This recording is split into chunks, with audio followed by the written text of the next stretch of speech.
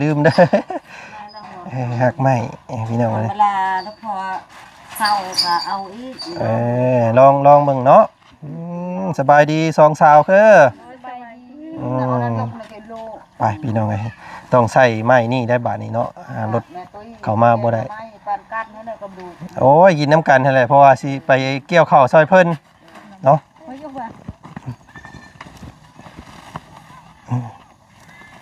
นี่ของผ่าของต้อนตลอดพี่น้องเลยเนาะว่าบ่เอาก็เอาให้เฮ็ดนี่ได้สั่นเฮ็ดแสบบ่มันบ่ไหวนี่มีแสบบ่โรงเรียนซุมเจ้าเข้าโรงเรียนก็อยู่นี่บ่เนาะสะแม่บังคำมีคอมเมนต์หลายอยู่พี่น้องเพิ่นคอมเมนต์มาว่าคือบ่หารถแท็กเตอร์อันมาดันให้แน่ว่าซั่นเนาะสิหาชาวบ้านดันนี่บ่ไหวได้ว่าซั่นเพิ่นก็ดีใจแล้วนี่ก็ได้พี่น้องไอ้เพิ่น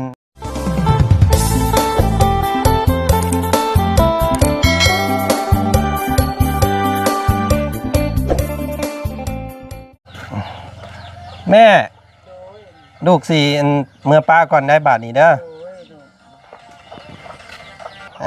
เนาะให้มื้ออื่นก็สิไปเยี่ยมตัวพ่ออีกอันหักไม้หักตอกที่แม่พากให้นี่คือต้มเนาะ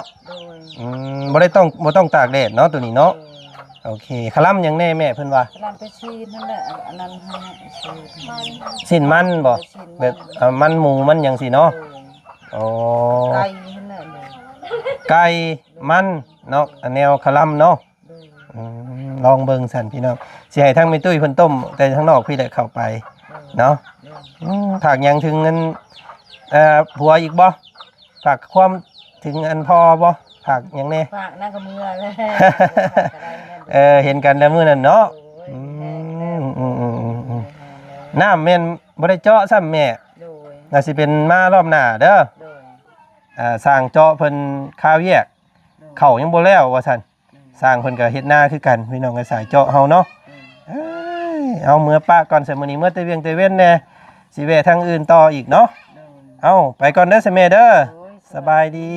แม่เนาะไผซั่นไผซะบัดนี้สิไปส่งเฮาบาดนี้เนาะเพราะว่ารถเข้ามาบ่ฮอดเพิ่นแปลงถนนหนทางอยู่เมื่อกี้นี่พี่น้องเอ้ยเนาะมีแต่สิให้รถเก่งน้องหัวเด้อออกไปส่งบาดนี้เนาะไปส่งอ้ายเนี่ยไปมีน้ำมันอยู่บ่เด้เนาะเติมเลยจ้ะเติมแล้วบ่น้ำมันเติมแล้วอันนี้เด้ออย่าลืมเด้อหักไหมพี่น้องเลยเวลาแล้วพอเศร้าก็เอาอีกลองเบิ่งเนาะสบายดีสองสาวคือไปพี่น้องเลยต้องใส่ไม้นี่ได้บาทนี้เนาะรถเข้ามาบ่ได้โอ้ยกินน้ำกันอะไรเพราะว่าสิไปเกี่ยวข้าวซอยเพิ่นสิละบ้านคนเพิ่นสิหาคนสิเราคนเนาะพี่น้องเอาทักทายสบายดีเด้อมื้อนี้บรรยากาศตอนเที่ยงเนาะกำลังสิพากันกลับพี่น้องเลยเนาะบ่ได้ลืมยังบ่หายังเอาเบิดได้เนาะไปเนาะขึ้นแม่บ่พูดโดยเมื่อป้าได้แม่เด้อเนาะโดยเนาะทางเขาบ้านเจ้ากับโพดอีพี่น้องเลยเนาะกับโรงงานมันเพิ่นซอยว่าสันพี่น้องมื้อนี้ถือว่าโชคดีของทางชาวบ้านเพิ่นอยู่เนาะใช้ถ่าดีกว่ารถเก่งกับไว้แท้นี่เนาะ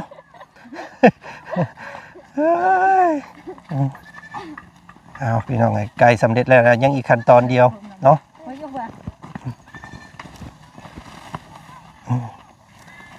นี่ของผ่าของต้อนตลอดพี่น้องเลยเนาะว่าบ่เอาก็เอาให้เฮ็ดนี่ได้สั่นเฮ็ดแสบบ่มันบ่ไหวนี่มีแสบบ่รถเก่งกันว่าทางอ้ายใจดีเพิ่นพี่น้องทางช่องของบ่าวเพิ่งเนาะบ่าวเพิ่งเพิ่นน่ะสิยังบ่ได้กลับเด้อพี่น้องเพราะว่าเพิ่นพี่แลเพิ่นสิก่อติดอันเคสน้องแล้วหรือว่าน้องต้นกล้าอยู่เนาะเพิ่นมีเคสรับผิดชอบ โดยกินน้ำกันแหละเดี๋ยวพวกอ้ายแบ่งให้อันลูกเมียเพิ่นก็ได้เนาะได้ยินเห็นน้ำซ่องบ่าวบุญว่าอยากเมื่อเกี่ยวข้าวซอยบ่พี่น้องไงเนาะเกี่ยวข้าวบ่เป็นก็ยังอยากเมื่อโอ้ยบ่เป็นหยังดอกเพิ่นสิละว่านแล้วบ้านชุมเจ้าเอิ้นหยังเอิ้นละว่านคือกันบ่หาคนมาหลายๆนี่เอิ้นหยังเอิ้นจั่วกล้วย ฮะ จั่วกล้วยเซยเจอ จั่วกล้วยสิเอ้ยเจิงโอ้ เดินกล้วยเซยเจอแบบว่าหาเราคนมาซอยเนาะมาไหม กล้วยเซยเจอ เจาะอวยกล้วยสุดเลยจอยเจิงตัวไก่เติบได้พี่น้องเอ้ยนี่เนาะวิทย์ประมาณกิโลกว่าพุ่นแหละทางเข้าบ้านเราเนาะยากลำบากรถบ่าวบุญเพิ่นก็บ่ได้ล่างเลยพี่น้องเอ้ยเนาะเป็นขี้ไข่เกิ่มอยู่ถนนหนทางเพราะว่าตราบใดที่ว่ายังอยู่ในทางนี้นั่นยังล่างบ่ได้คำล่างเลยก็เป็นคือเก่าพี่น้องเอ้ยเนาะใส่งานได้สบายอยู่เนาะทุนแฮงชุมเจ้าได้หลายอยู่เนาะอันนี้เนาะแก่น้ำแก่เข่าแก่หยังไปสีเนาะสบายอยู่พี่น้องเอ้ยผมขอบใจอ้ายเพิ่นที่สดสวยเนาะล่อหรือว่ารถเข็นเนาะจะไปทางไหนเนี่ยเอาเฮ็ดที่ไหนบาทนี่ป่าไปนี่อ้าว รถไอ้ยุ่ยใช่ป่ะผู้อยู่ภาคโรงเรียนผู้แบกเอาบาดนี้เนาะก็ได้กินต้มคนละถุงใส่ไปเนาะค่อยเอาถุงน้อยเด้อเฮ้ยน้องน้องหัวได้เพิ่นสินากูหมู่เบิ่งเพิ่นว่าวุ่นเนาะใหญ่เนาะไปเอาพี่น้องเอ้ยฝากกันรถเก่งเพิ่นนี่เด้ออันเอาได้บ่กุญแจจังได๋คนลักไปได้หั่นโอ้ทางพี่น้องเอ้ยเนาะเด้อระวังพลาดล่มเด้พี่น้องตมเปื้อนมูลมองแล้วได้หั่นเนาะเด้อโอ้ยพี่น้องเอ้ยเนาะป่านนั้นผู้ว่าทางฝั่งไทยเพิ่นว่าอยากมาดินมาแอนเนาะแล้วพี่น้องมีแต่รถเก๋งใช่มั้ยหนุ่มฝั่งไทยเฮาเนาะมันต้องออฟโรดโฟวินเด้อพี่น้องจังเข้ามานี่บรรยากาศโรงเรียนซุมเจ้าเข้าโรงเรียนก็อยู่นี่บ่เนาะสะแม่บังคำมีคอมเมนต์หลายอยู่พี่น้องเพิ่นคอมเมนต์มาว่าคือบ่หารถแท็กเตอร์อันมาดันให้แน่ว่าซั่นเนาะสิหาชาวบ้านดันนี่บ่ไหวได้ว่าซั่นเพิ่นก็ดีใจแล้วนี่ก็ได้พี่น้องไอ้เพิ่นซอยเนาะมีแต่เพิ่นหาแฮงกันเพื่อนละคนเด้อเฮ็ด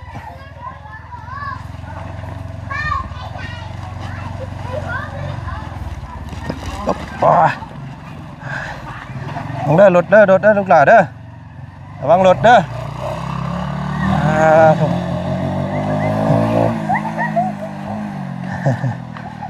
ต้องเมื่อยพอแล้วพี่น้องเอ้ยอันนี้เป็นหักไม้มีทางพอลุงท่านหนึ่งเพิ่นคอมเมนต์มาอยู่ว่าอาการของพ่อของบ่จันนี่น่าสิเป็นดีซ่านว่าซั่นพี่น้องเอ้ยเนาะกะคือซีเมนแหละพี่น้องมันเกี่ยวกับบีของพ่อเนาะไปกวดเบิ่งมื้อนั้นบีทันบีทอบีตันโอ้ยเมื่อยไกลเติบพี่น้องเอ้ยเนาะนักบ่น้องจันนักบ่โอ้ยผมได้ข่อยอันโอ้เก็บภาพกันพี่น้องไงเนาะเดี๋ยวเด้อ1 2สัวได้แล้วเนาะโอ้สัวเนาะคนนักกับนักคนจะถ่ายรูปกับถ่ายพี่น้องไงขอโทษขออภัยฮึบมาบ่นี่รักคนน้อยเอาหลายเนาะทำไมเมื่อบ้าโดยเนาะเปื้อนรถก็ได้เพราะเนี่ยน้องหัวได้อันว่า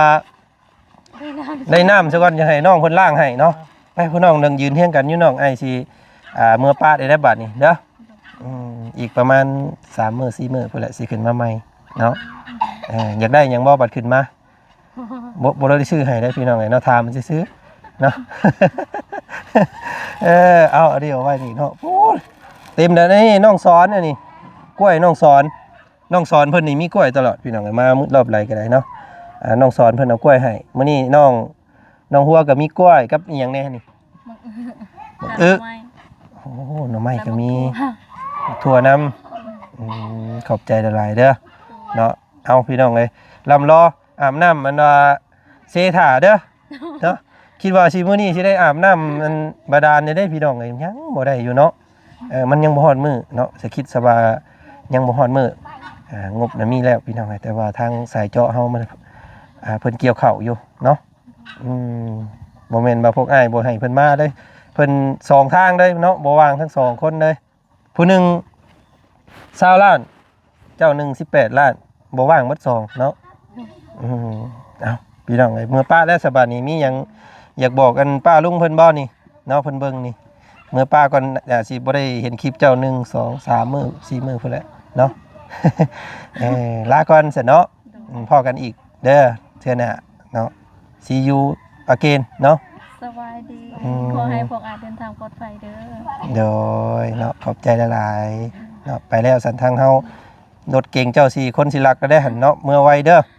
อยู่กับเบาลุงเฮิมกับเบาไล่เด้อถ่าเด้อเนาะมื้อหน้าเพิ่นสิมาใหม่ไปก่อนบ๊ายบายไปเสิพี่น้องเอ้ยลาก่อนเนาะวันน้องเด้อโดยสบายดีโอ้ยรถกับโอ้ยเนาะนี่เฮือนยายบ่เฮือนเจ้าบ่โอ้เฮือนลูกเคยโอ้ยดูอยู่เดียวนะบ้านนี่ล่ะ โอ้ไก่หลายเนาะเอาพี่น้องไงเนาะกับเบิ่งรถเบิ่งล่างกับโธ่เสียงล่างอีกอักเนาะพลึกได้รถเราก็ได้พี่น้องเอ้ยเนาะไปสำหรับพากันเดินทางออกก่อนพี่น้องเนาะพากันขับเคลื่อนเยื่อนกายไปก่อนเนาะทางครอบครัวของน้องหัวเพิ่นก็ถือว่ามีน้ำใจพี่น้องเนาะเฮ็ดจังไดเนาะเพิ่นอยากฝากอยากต้อนจ้ะพี่น้องเอ้ยเนาะไปเบิ่งไปส้มถนนหนทางหาซื้อกล้วยเพิ่มเติมอีกก่อนพี่น้องเอ้ยสีนี้ตับเนาะไก่บ่ได้หล่นไก่เลยเปื้อนหล่นพี่น้องเอ้ยเนาะก็ผ่านพ้นถนนหนทาง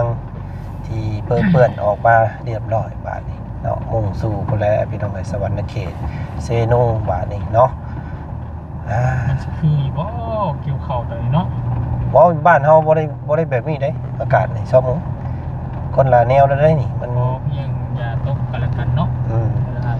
ล่างกระจกนี่หัวแท้นี่พี่น้องเอ้ย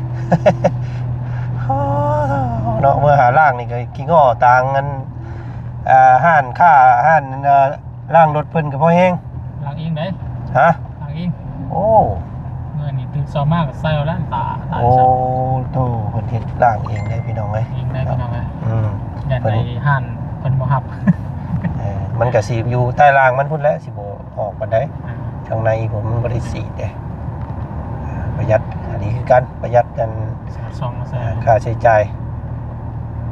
อันนี้แหละมันบ่คือห่านใหญ่เขาได้ทางปากบ้าง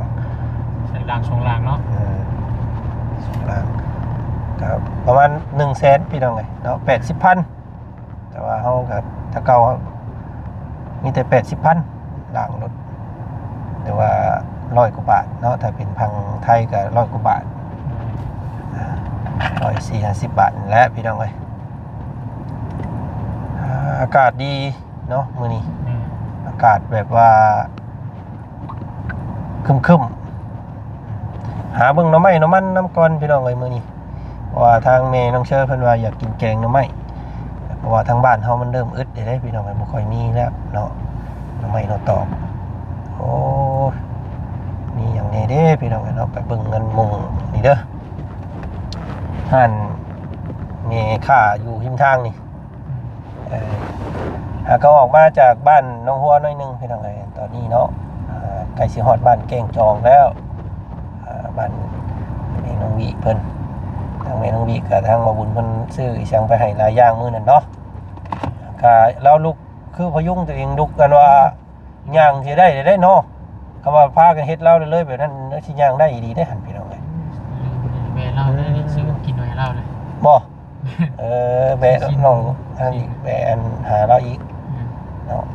ราะว่ามันก็อยู่กับผู้ดูแลนำได้พี่น้องเพราะว่าเราก็ผู้ดูแลเราก็ผู้หญิงเนาะเพิ่นก็ได้สักสิเบิ่งเหือแห้งโจมเราได้ใดพี่น้องแล้วก็มีซีดมีหนังขึ้นหลายเดี๋ยวนี้เนาะนั่งเติมอยู่พี่น้องเบิ่งดูหันเบิ่งจอดเบิ่งหันข้าวเบิ่งเพิ่นคือบ่เห็นมีหยังเนาะลองก่อนเพราะว่ายันเมื่อเพิ่นยันมันบ่มีนะพี่น้องเนาะหน่อไม้พี่น้องเอ้ยยาย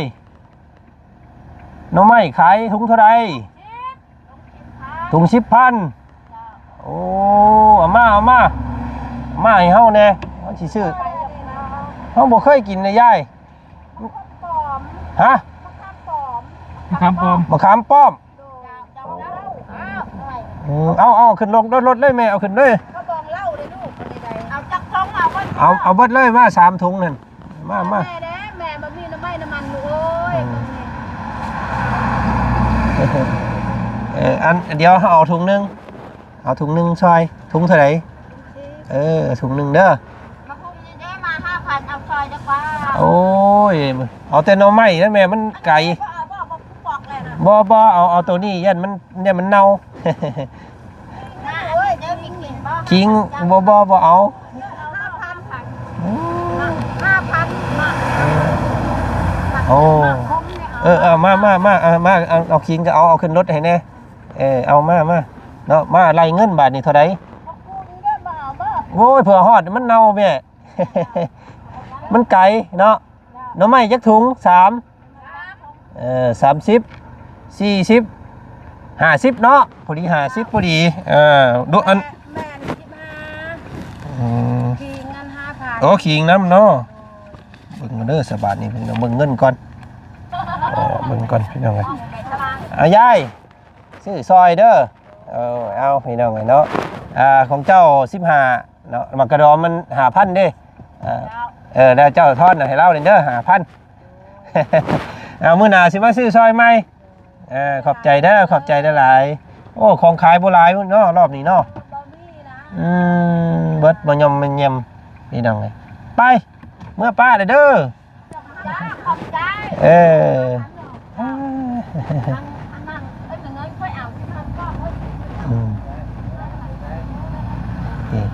ทางนี้พี่น้องไงเนาะโอ้การค้าการขายของหิมทางถนนหนทางพี่น้องไงเอาเนาะกะขอบพระคุณในหลายรอบนี้พี่น้องไงเนาะสำหรับผู้เบิ่งผู้ส้มเฮ็ดให้เฮามีกำลังแห่งใจมารอบนี้ประมาณ5 มื้อบ่แม่นบ่5 มื้อนึงพี่น้องไอ้ก็พากันกลับลงก่อนลงไปเก็บข้าวกู้ข้าวกันว่าซั่นเนาะทางแม่ตุ้ยเพิ่นสิหาคู่หาคนละวานเนาะเพิ่นเอิ้นหรือว่าทรงแห้งพี่น้องบ้านทางนี้เอิ้นเนาะจักสิหาของอยู่ของกินไปสั่งแล้วให้พี่น้องเพิ่นมาช่วยเนาะคำละวานกับจ้างนี่ก็อยากอยู่ๆกันได้พี่น้องเอ้ยจ้างมีคนมาจ้างแต่ว่ามันบ่มีคนมาแต่ว่าถ้าเฮาหานี่เพิ่นสิมาอยู่แบบว่ามันกระมังนะพี่น้องถ้าว่าจ้างนี่บ่มีไผมาถ้าหานี่เพิ่นก็เก่งอกเก่งใจเนาะเพิ่นจะมาให้ซั่นซะไปซะพี่น้องเนาะพบเจอกันใหม่อีกคลิปหน้าแล้วกันเนาะพบสิพ่ออย่างแน่ในการเดินทางกลับบ้านของพวกเฮาเนาะพบเจอกันอีกเด้อพี่น้องเด้อขอมุกขอบใจหลายๆวันนี้ได้ของฝากของต้อนจากน้องหัวเพิ่นให้น้องเพิ่นออกมาส่งพี่น้องเอ้ยเนาะขับรถเก่งคันหนึ่งออกมาไปพี่น้องพุ่นแหละรอบหน้าสิขึ้นมาใหม่เด้อรอบนี้ไปแล้ว